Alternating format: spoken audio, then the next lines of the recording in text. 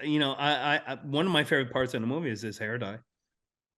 Fucking red hair, Like yeah. that, like really, man, that's golden child, baby. It's a beautiful mane, and as a bald man, and as you are a bald man, and he still has a Yeah. healthy set of hair, and he's smart enough to dye it to look younger, and God bless him.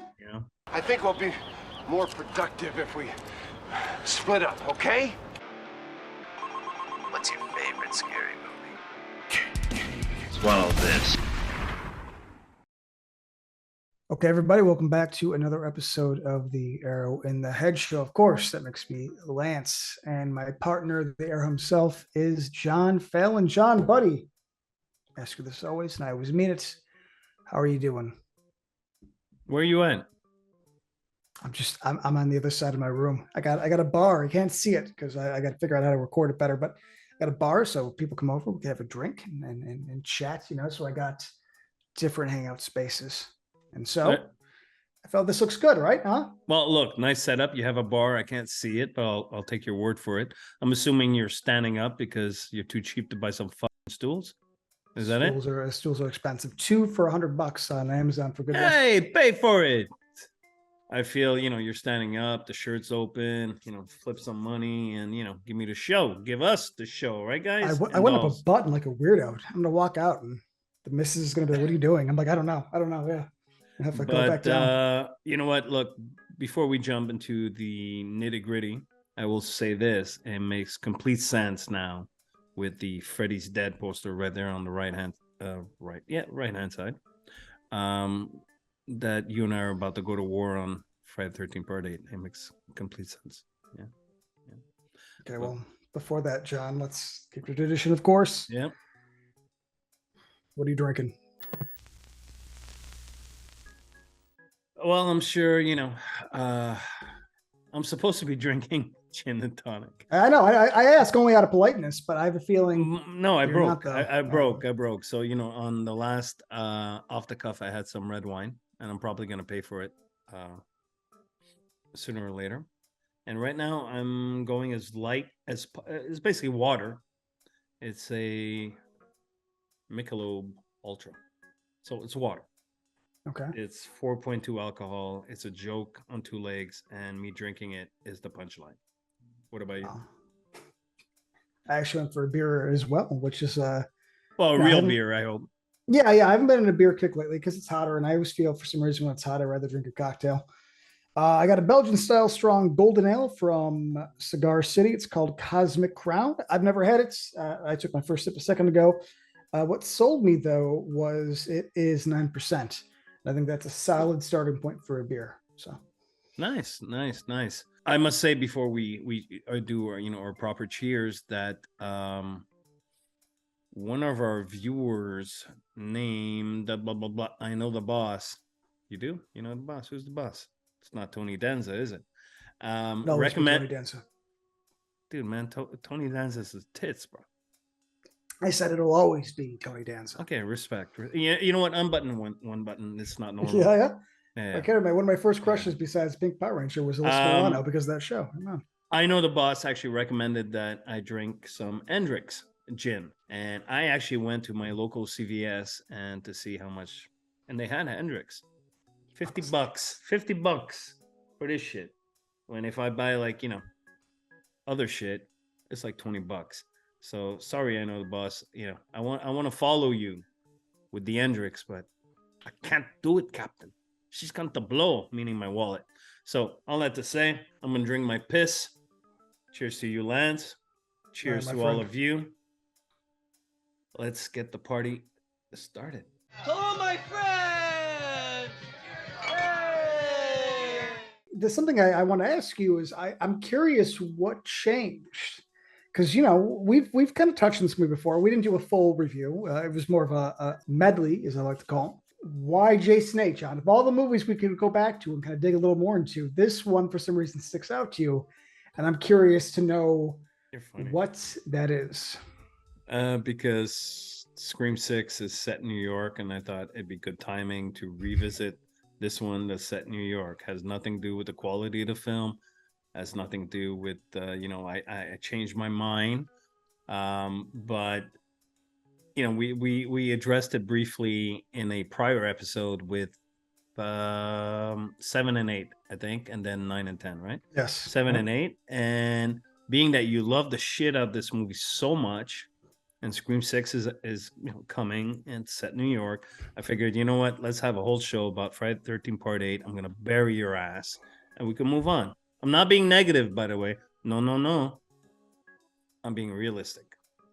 Well, I'm not gonna lie to you. Let me pull it up just to make sure I got everything correct. But I haven't changed my mind either. In fact, I'm gonna dig in a little harder. I've always liked this one. I always will. I do not understand the hate, even when we talked about it last time. I think you made a couple points now, which changed my mind. I don't remember any of my points from the past episodes, so I'm going at this right now as a cherry. I might, by the way, contradict myself from the last episode that we briefly addressed it, but such is life. For me, I see today's episode, it's like Julius and Jason on the rooftop duking it out, although it's not like Jason really does much, but we're duking it out. So you know what, throw me your jab, throw me your right, and what is it about this fucking movie that you love? He's mad. I would say almost all of it. It puts Jason in a new area, which is okay. A boat. Yes. Boat mostly, and boat. Yeah. I think a boat's a great little place. It's tight. It's claustrophobic. Though the ship is, it's a cruise ship, so it's big enough to kind of have a bunch of different rooms, a bunch of different varieties of kills because it's said room. I've said this my whole life. I love Jason in the Woods, but we've done him perfectly enough times where I actually want him out. I like him on a boat. Put him in the desert. Put him in snow ski resorts. I wish he would go back to New York. I mean, like I said in the previous video, maybe he could go to Chicago and fix my city. But this is the kind of cheesy, schlocky Jason that I love, man. Now, I should throw this out there. It's flawed in terms of the ending. Jason's Muppet-looking face. But can we at least agree that the unmasked Jason at the end of Part 8 in the it's the worst in the series. Is the worst Jason look ever. A Muppet with a stick up its ass. That's well, this isn't a Muppet always have some sort of stick up its ass. Only on weekends. Actually, I don't know if you know this, but the original ending was even worse. Oh, the mouth? Yeah. Yes, with the kid coming out of the mouth. That's something. By this point, I got to be honest, I'm very fluid when it comes to these are fast Coke-filled movies, man, and I don't mind the boat shit. I really don't. I think. Are you kidding me, dude? That movie's 100 minutes long. It could have easily been a 90-minute movie if they would have cut out all the shots that took like 25 seconds of Jason going for a weapon. I like Jason going for weapons. I like that. For 20 seconds. Yep. Fuck it. Be good old-fashioned. John, I don't know if it's Hedon or Hedden. I think it's Hedden, actually. Hedden, yeah. Yeah. Actually, I like the dude. I like his energy. I saw interviews with him prepping. Yeah, good. He wants long shots. Good for him, man. Hey, I'm just saying, I gotta be honest, man. I don't understand how you don't find this somewhat fun. I get it if it's not your favorite. I really do. I'm not foolish, Sean. I don't get why you hate this much. You do. So how about this? Let's settle this. Where do you put this? I don't really need you to rank all of them, but I'm curious. If you could generalize where Part 8 sits on your list, where would it sit? Because the way you talk about it, I'm assuming it's like above Jason Goes to Hell, and that's it. Pretty much, yeah. Pretty much. Pretty much. Although, I do have to revisit Jason Goes to Hell soon, so I don't know if you want to, spar on that one, because it's the only one I haven't revisited this year and late last year. I've gone through all of them recently. Went on a marathon basically, and Jason Goes to Hell is the only one I didn't see. The thing is, the pacing is like watching paint dry. Again, the kills. We all know this. Part 7 got really neutered by the MPAA at the time. Yep. So when Rob Hedden. So when Rob came in to tackle Part 8, he made it dry on purpose right out the gate. Even with his really, really, really restrained kills, the MPAA still gave him a hard time to get an R rating. So like the Tamara kill, for example, the slut she plays the token slut, Mhm. So that's what she does. So Yeah, she don't paints bust my the balls. organs Yeah. on her body, and she's trying to seduce the teacher, which I got to get his name Yeah. up because I love that guy. Yeah, no, it's great. Great. Yeah, I want to talk about that motherfucker, man, because he's a great fucking man and he's very misunderstood. But we'll talk about that in a minute. So Jason storms in, crashes the mirror, takes the thingos, and everything's off camera. And then when Kelly Hugh or whatever, she walks in. Initially, there was a wider shot of her with shards of glass stabbed into her. But Yeah. now in the final product, it's just a close up of her and you don't see the shot. So stupidities like that. So really the MPA were being fucking cunts. And for me, a Friday the 13th movie without great kills is like a blowjob without a cum shot. If you're going to stroke me, suck me, jerk me, whatever the fuck, and I can't blow my load, what's the point? I'll just spend time alone in the bathroom. Take me 10 minutes, all the best love and kisses. So Friday the 13th Part 8 is that. It's a bit like a porno. Can you imagine if you watch a porno and there's all these sex scenes, and then the guy's like, or the chick's about to, drop, not drop her load. The chick's about to have, her orgasm, and cut to, and it doesn't work. So, Friday 13th Part 8 is exactly that. Hold on. That to me, we are of that age where we're gonna talk about this real quick. I didn't grow up with Pornhub. You know how long it took me? Me neither, man. I had to work. Yes. Work to get my porn. And sometimes it was Cinemax and there was never any finishing on that shit. Sometimes it was just, okay, I got a basic thing. I'm gonna fill in the blanks in my head and we're gonna meet in the middle. We're gonna meet in the middle of Cinemax. I gotta comment this because you just brought up a childhood memory. Cinemax or whatever those channels were, like softcore shit. Yeah. They never should. We didn't have the membership, so it'd be like scrambled. Oh, I used to, and it would like go clear. But for I'd be like, seconds. yeah. Oh shit, I would get what I could, But anyways, your point is, you button down motherfucker.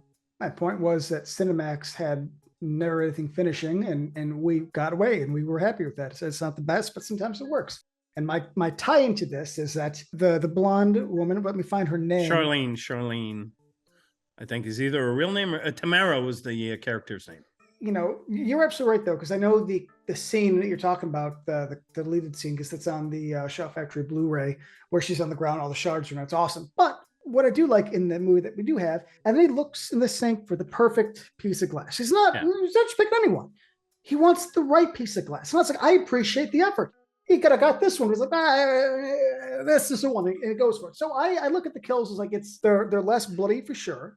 And though, but I'll also admit that I love compare Part 8 to Part 4, man. Absolutely.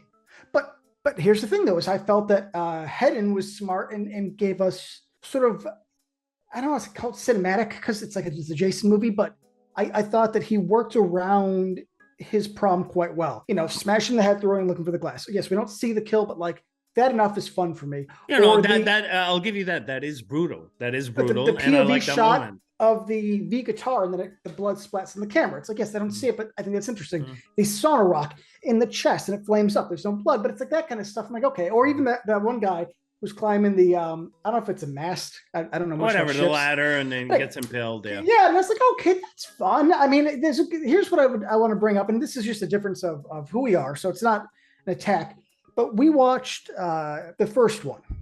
A while back. The big argument was I didn't like it, you did. And my whole thing was like, it had gory kills, but it was just stabbings. And I was like, I don't give a shit. I'm bored. And so this is a good example of like, I'm not saying they're all amazing, but for a good amount of these, I was like, it's creative enough where I think that's fun. I like the blunt force trauma. Like the blonde girl's friend.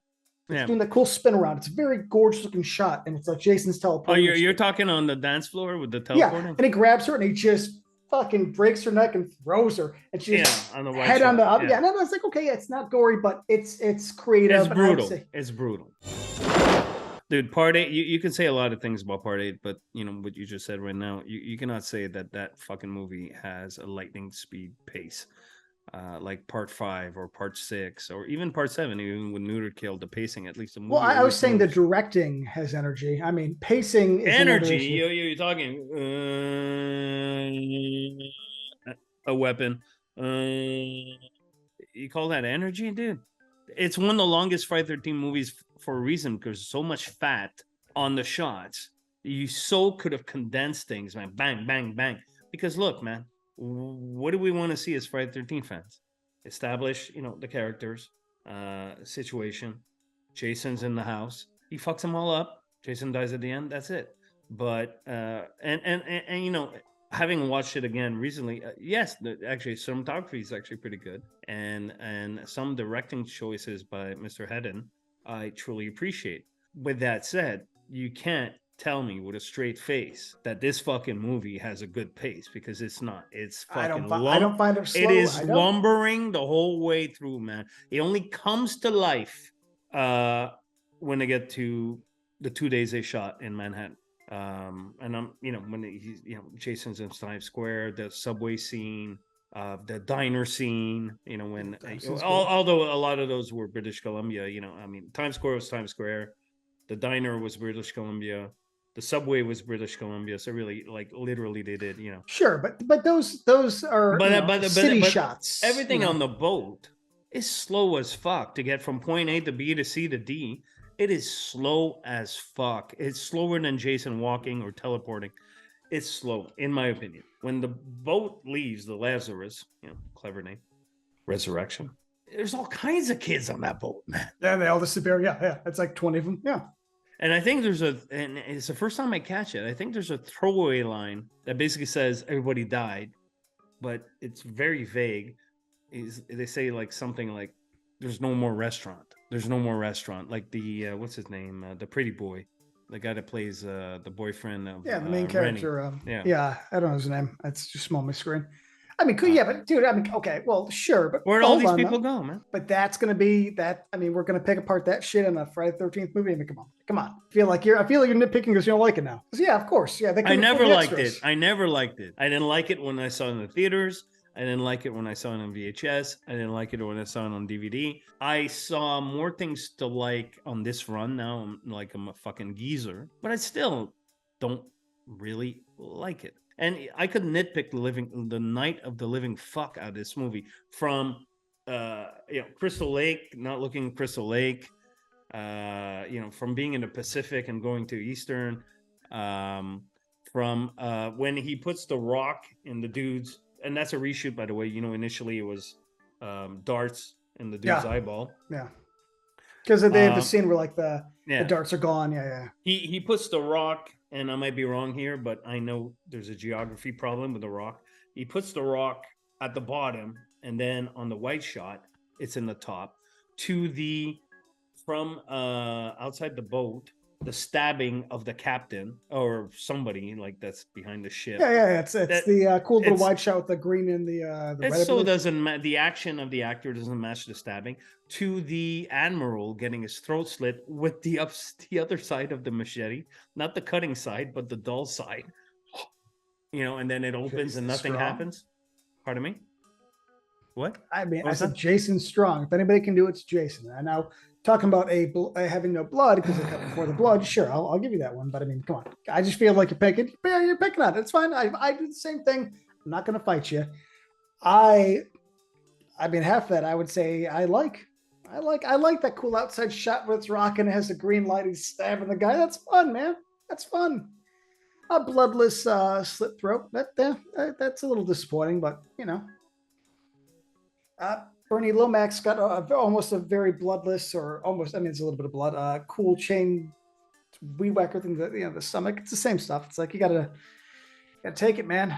I mean, it sucks, but I gotta be honest, man. This is just a good example of like, I have too much fun with this. I have too much fun, man. Here's the thing, and you're bringing up good points. You are, but it's a slippery slope, because I feel like we could use these exact points and really kind of go with, we can pick on a lot of the series, even the ones that are fan favorites, if we really wanted to. So, no, you could pick on all of them, but the difference between all of them and Part 8 is they're entertaining, and Part 8 is not. That's a twist. The difference, you know.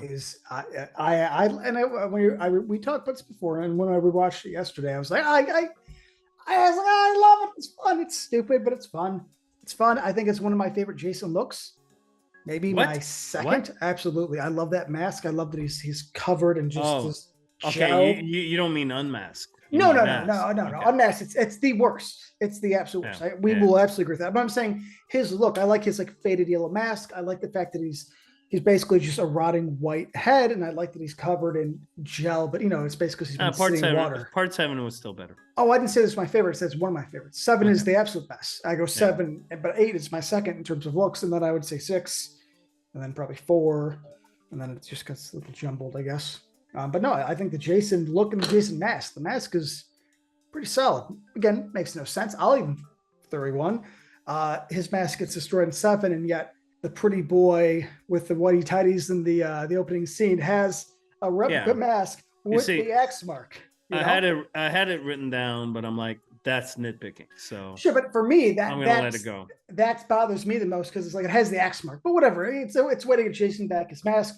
And to me, the X mark is actually really important. When I see paintings or anything without the X mark, and I liked Freddy versus Jason. That was a fun movie. I mean, it's more of a Freddy movie, and Jason acts like Frankenstein, but whatever. Or Michael Myers, if I'm being real honest. But he didn't have the X mark, and so it's like it's not really Jason without the X mark. Well, it wasn't, because it wasn't Kane Otter, and it was Ken Kurtzinger, who I'm sure everybody knows, really, but played the diner cook dude that gets thrown against the mirror in part 8, and also acted as Kane Otter's stunt double in a couple of stunts, even though Kane usually does his own stunts. I just want to go back to the Kelly Hugh scene in the nightclub, the dance hall, or whatever fuck you. Oh yeah, it's like five extras and shit decoration scene. Well, teleportation is very common trait in this particular picture. In that particular scene, it really comes off as completely ridiculous. With these insert shots or whatever you want to call them of Jason. Mm-hmm. Oh yeah. Mm-hmm. I mean, the only thing that saves that scene is that beautiful wide shot where Jason, grabs the broad, by the neck, chokes her for a million years, and then throws her to the ground like a rag doll on a wide. I think it is her, and she takes a bump. Yeah, Kelly, bravo, beautiful stunt, loved it. Other than that, that scene's a joke, and my face the punchline. How about that? I love Jason teleporting. I think it's awesome. And it's canon of the game. Yeah, he's already back from the dead. Give him fucking some powers. I don't care. Good. Most of the kills suck in this movie. I'm gonna shove this junkie. Who, by the way, I don't know if you noticed this. In the intro of the movie, they try to be clever, and that's actually very smart. Well, they set up a lot of stuff. They set up all the set scenes. Well, they didn't spend hardly any time shooting in New York. So what they're doing in the beginning, they show this New York. This is where Jason, they're setting you up, giving you something to look forward to. If you didn't have that in the opening, basically all the locations, the subway, the alley where the junkies, shoot up for like 5 minutes, and it's hilarious. Watch the scene in the opening with the music and the shit narration where the junkies are like shooting up, prepping to shoot up. It goes on forever, bro. So finally, these junkies are introduced as really as bad dudes and all that shit, whatever. They capture Rennie, they shoot her up, which it's polite because they're sharing. Let's just throw that out. I totally agree. Unfortunately, the heroin, and anybody knows anything about heroin, wears off 10 minutes later when she's walking around and Jason shows up or something happens, and now suddenly she's not high anymore. But I'll put that aside. So these junkie guys who are being built up as really bad dudes, and obviously because you want the cathartic payoff of seeing them get whacked. How'd they get whacked? So one guy has his head slammed against a fucking pole or something. Yeah, it's a pipe. Yeah, and that's a little line. He stabs the other guy. Half of the fucking first movie is people getting stabbed. I mean, come on, man. We're gonna just say, oh, yeah, it's lame, but I mean, it's in the pipe, probably one of the lamest kills in the franchise. And then the syringe, the ECU on the syringe going in is so fucking fake. It's such shit. That whole, both of them getting killed is shit. The kills are shit. There's nothing there, bro. Nothing there. He gets high nothing off to ass, see here. Gets in a cop car and crashes it and nearly kills all of her friends. It's a great lead into a great scene because she's high driving for no good reason. I love it. Makes no sense. It's like, why is she driving? I love the fact that and I forgot the character's name, but the woman that brings Rennie onto the boat, and maybe they're related. The teacher, she's curly hair. I have names. And she blows up in the car. Yeah. Hey, and nobody gives a fuck because there's a puddle on the ground. And let me have a flashback about Uncle Charles. Well, that's one. Come That's on, a dude. great transition. Who gives a shit about the teacher? I mean, I think you're bringing logic in a movie that doesn't need it or have it because you don't like it. Because I'm being honest. It's sloppier than most, but still, it's like I don't give a shit. Yeah, she dies. She's high. She drives the car, and we had that cool transition. Then it's like Charles drowning his niece in a. Whoa! Easy, Tiger. Drowning. I mean, that's called tough love, baby. Okay, but we could go in 4 feet of water and do the same thing. He didn't have to go in the fucking middle. I mean, in the transition show, he's like in the middle, man. I mean, come on. The movie wasn't set in 2023, bro.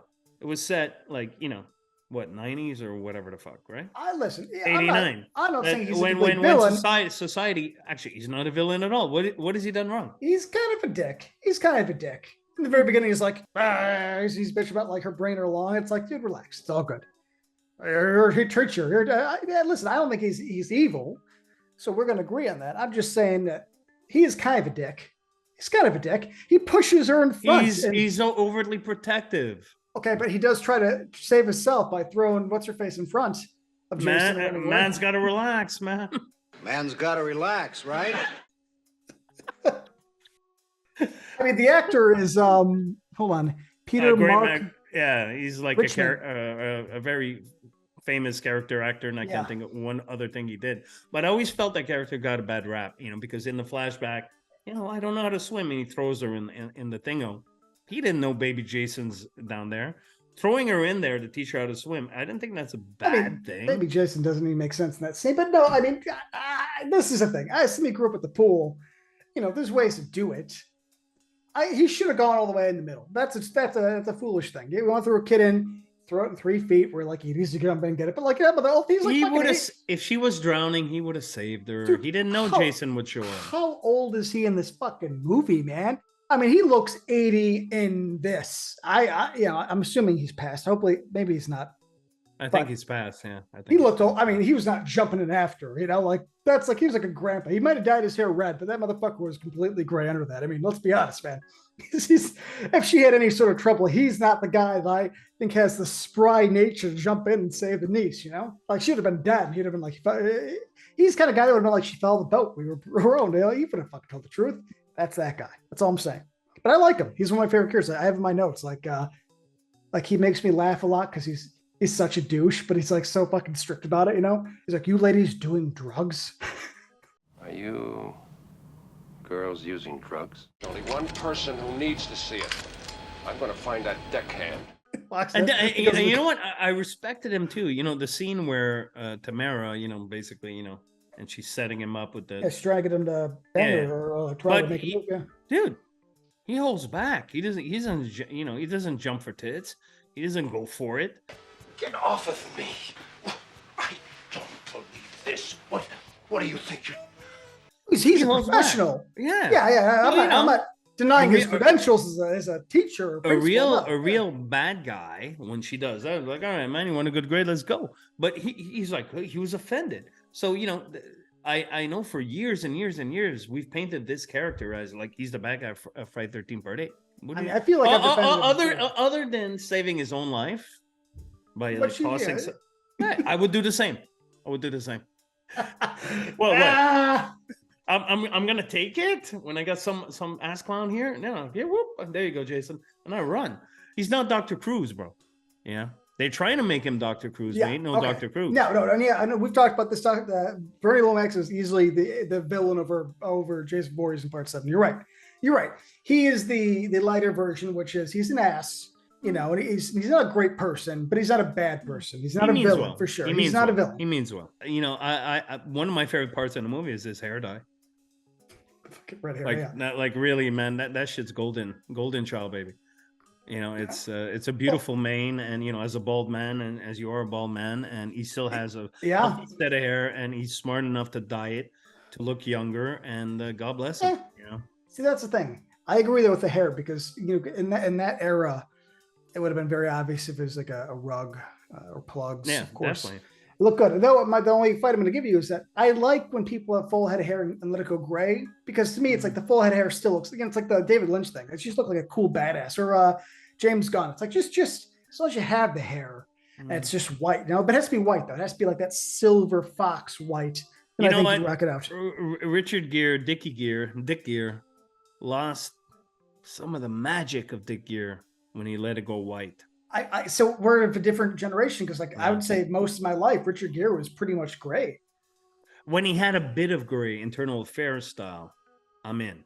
It's just like I'm old, but I'm not that old yet. A bit of gray showing maturity, I'm in. But when he went full white, full Monty White, which was I don't fucking know.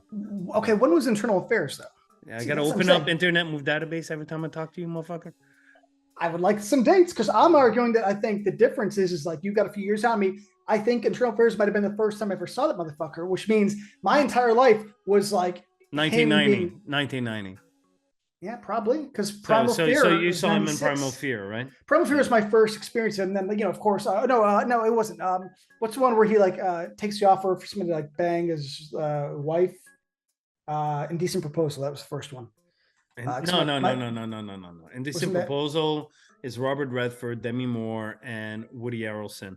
You're talking about. That's the one I'm talking about. You're talking about Intersection with Sharon Stone and. Yes. I'm sorry. I'm getting my like sexual '90s thrillers mixed up. Shame on Because me. that was like a big part of my childhood. Is that weird? I guess not. No, that's great. There was no internet, so like yeah, I was all about that stuff. Burge and I, aka Joe Blow, Intersection. I think it was in the trailer. There's a scene where Mr. Gere's in a phone booth, and we used to always make fun of his performance. And I love Dickie Gere, so American Gigolo, Breathless. Hey, dude, he's a charming guy. I'm sorry. An Officer and a Gentleman, forget about it. He's a champ. But in Oh, that yeah, particular sure. scene, he's on the phone in a phone booth, Intersection trailer, I think it was. He's like, "I want you, I love you," and it's just like. I don't know, man. We made fun of it for like a couple of years, yeah. Just like we I made love fun that. of "And You Blew It" from Copland, yeah. Yeah, but that's not a bad delivery though. That's Dude, the, it's a genius scene, man. He's Yeah, eating. yeah. De Niro's he eating. doesn't give a shit. He's just eating. Yeah. He's like eating so a done. sandwich. Yeah. It's like listen to me, you deaf prick.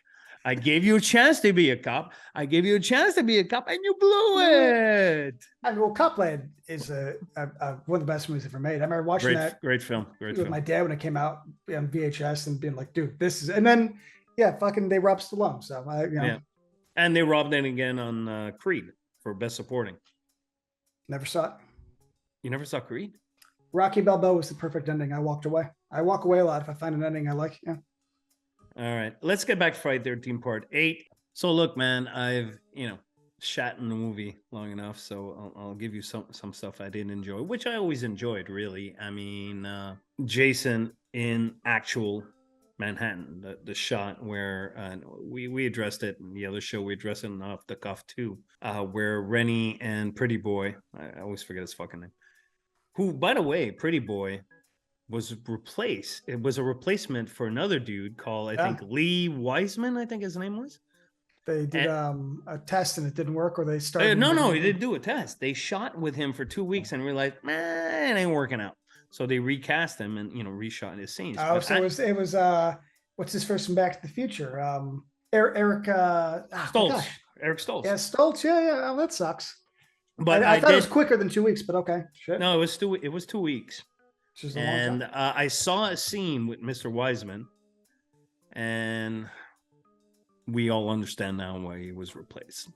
We'll leave it at that. But yeah, the scene with Pretty Boy and Rennie and get out of the subway, which was actually just a stand, so they were actually crouched and then slowly, went up. It wasn't like really? Legit, yeah. I didn't know that. Yeah, it wasn't a legit subway stairs. They actually crouched and did the fucking miming shit.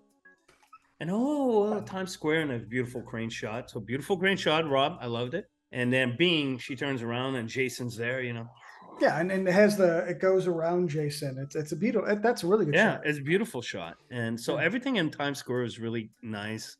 The diner scene I thought was fucking awesome. Anytime I see Jason, crash through a wall or crash through a door, like I get movement down there. Like think a little bit of fucking mahogany. Mahogany. Yeah, a little bit of mahogany, right, Padre? What movie? Oh, it's vampires by John Fallon. Yes, that's why I love you, bro. So I like that. there's some good ideas or some good things. Well, it's not your go-to, so I wouldn't be surprised if you don't watch it for another 10 years. No, man. no, well, maybe 10 years. Maybe in an old folks home I'll watch it. Remember that Jason movie with that shit song in the beginning? Hey, man, as you get older, some things soften. Yeah, what is it called? I should keep trying to memorize The it. Dark Stupid Inside or something? Yeah, Dark Side of the Night, or whatever it is. I hate it, which is surprising that you hate it, because I always assume, and we might talk about this last episode, so I apologize, but my memory is not what it used to be. It just sounds like something you'd like. It does. It does. It does really sound. I think it was ruined by the shit monologue. I think that's what happens. There's some dude talking, in the night. I don't remember. I think it's Charles. I think it's the principal, uncle. or why would the uncle be doing a fucking voiceover on the opening? Because he has that fucking smooth jazz voice, and there's to me that's a filmmaker. Really? Like, you don't think he's like, he has a voice like this? Of course. I'm like, look at Mary Moore. But Jason Voorhees is out there. It's like, get this guy in the fucking booth, man. I want more. You know what? We're gonna have to find out, because if that's legit Charles, that changes everything. Now I love the song, and it's because it's him. Well, no. I'm saying it's the narration is him. The song is just some lame 80s ballad shit. No, the song was actually made by the dude that took over Harry. I swear on Harry Friendini, the guy that did the classic Friday 13 score. What's his name?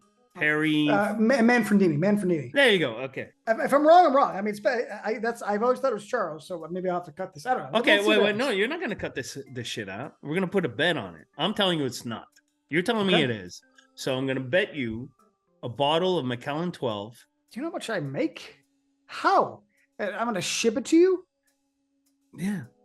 Okay, so now I'm spending fucking like $80. 80. You're looking more like 200, man.